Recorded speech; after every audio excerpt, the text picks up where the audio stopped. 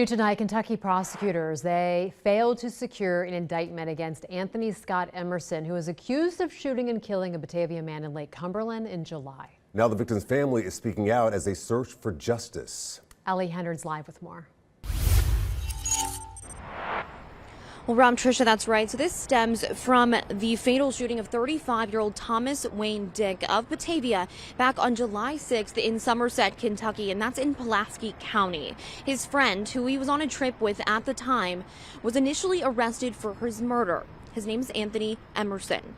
But on September 3rd, the grand jury refused to indict him based on a lack of evidence, they say. Now, Thomas Dick's sister, the victim in this case, his sister says she will not stop fighting for justice for her brother. Was the most kind, big-hearted, thoughtful, caring, loving human. He loved nature. He would give you the shirt off his back if it's all he had left. He loved God. He knew where he would go when this was over, and that gives me so much peace and comfort. It's the only peace that I get out of this. A family left heartbroken just 2 months after 35-year-old Thomas Wayne Dick was shot and killed at what was supposed to be a weekend with his friend near Lake Cumberland. It's a ripple effect when you take someone's life. You don't just take that one person's, it's affecting everyone's life around them.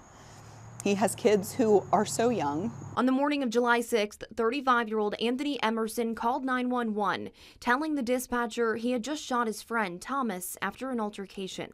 Emerson was initially charged with murder on the night of the incident, but was released when a grand jury chose not to indict him on September 3rd.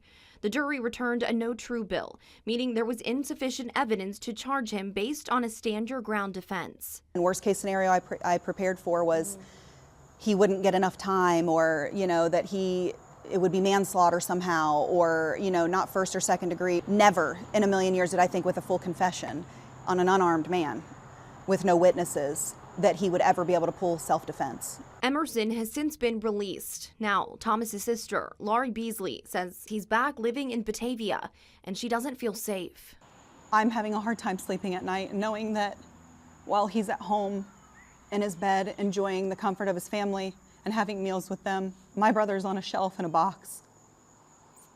While he's 10 minutes away, just enjoying his life. I don't want to run into him at the grocery store. I don't want to be having dinner with my family and he walks in. And I don't think that any of us should have to leave the premises because he walked in. Beasley says she's made it her mission to find answers in her brother's death, as he would have done the same thing for her. All we need is one piece of new information to re-present it to the grand jury and try again. It's not the justice my brother deserves. And it's not the justice that I will get for him eventually.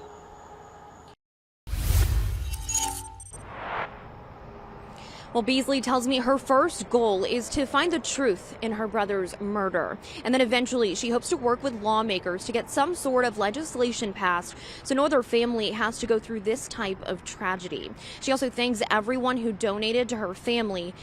During this time, part of that money helped them get her brother's remains back to Ohio. Reporting live with photojournalist Chris Waldman, Ellie Henard, Fox 19 Now.